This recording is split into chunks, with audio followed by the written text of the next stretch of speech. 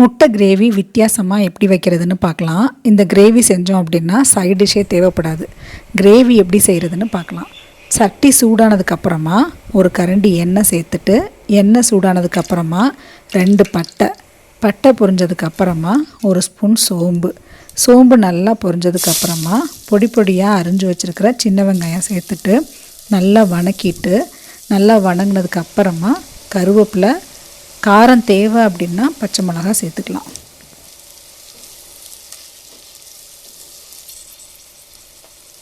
அடுத்ததாக பொடிப்படியாக அரிஞ்சு வச்சுருக்கிற பூண்டு சேர்த்துட்டு நல்லா வணக்கிக்கலாம். எல்லாமே நல்லா வணங்கினதுக்கு அப்புறமா நைஸாக அரைச்சி வச்சுருக்கிற 4 தக்காளியை இது கூட சேர்த்துக்கலாம்.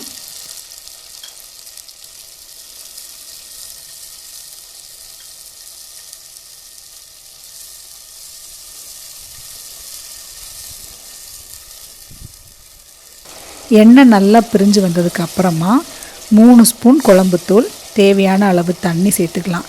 குழம்புத்தூள் இல்லை அப்படின்னா 3 ஸ்பூன் அளவுக்கு மல்லித்தூள், 1 ஸ்பூன் அளவுக்கு மிளகாய்த்தூள் சேர்த்துக்கோங்க.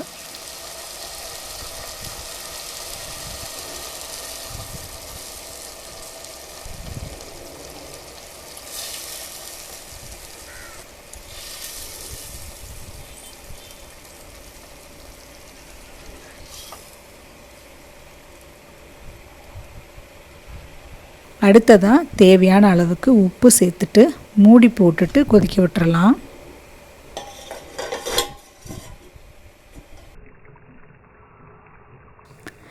கிரேவி நல்லா கொதித்து மசாலா பச்சை வாசனை எல்லாம் போனதுக்கப்புறமா தேங்காயை நல்லா நைஸாக அரைச்சிட்டு கிரேவி கூட சேர்த்துக்கலாம். தேங்காய் வேணும்னா சேர்த்துக்கோங்க, அப்படி இல்லைன்னா தேவைப்படாது இந்த கிரேவிக்கு.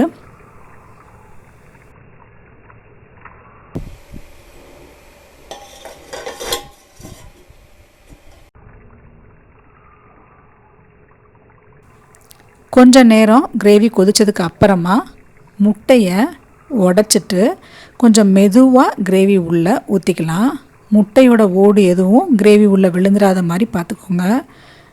நான் 3 முட்டை சேர்த்துருக்குறேன். உங்களுக்கு எவ்வளோ வேணுமோ அவ்வளோ சேர்த்துக்கலாம்.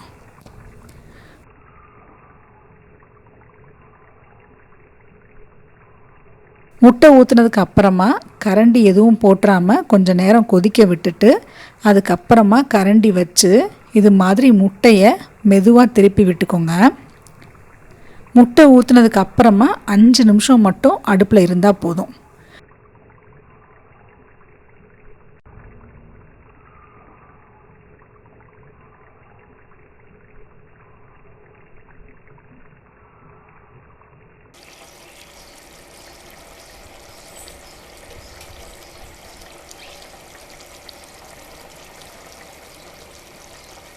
முட்டை நல்லா இது மாதிரி வெந்ததுக்கப்புறமா கஸ்தூரி மேத்தி தூவி விட்டுட்டு இறக்கிக்கலாம். கஸ்தூரி மேத்தி இல்லை அப்படின்னா கொத்தமல்லி தழை கூட சேர்த்துக்கோங்க. வேணும்னா கடுகு உளுந்தம்பருப்பு தாளித்து கிரேவி கூட சேர்த்துக்கோங்க. சுவையான உடச்சி ஊற்றின முட்டை கிரேவி இப்போ ரெடி ஆயிடுச்சு. இந்த கிரேவி வச்சோம் அப்படின்னா சைட் டிஷ்ஷே தேவைப்படாது. அதில் இருக்கிற முட்டையே பர்ஃபெக்டான சைட் டிஷ்ஷாக இதுக்கு இருக்கும்.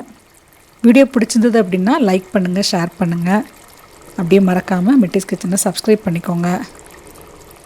இதே மாதிரி இன்னும் ஒரு இன்ட்ரெஸ்டிங்கான ஒரு வீடியோவில் உங்களை நான் நெக்ஸ்ட்டு மீட் பண்ணுறேன்.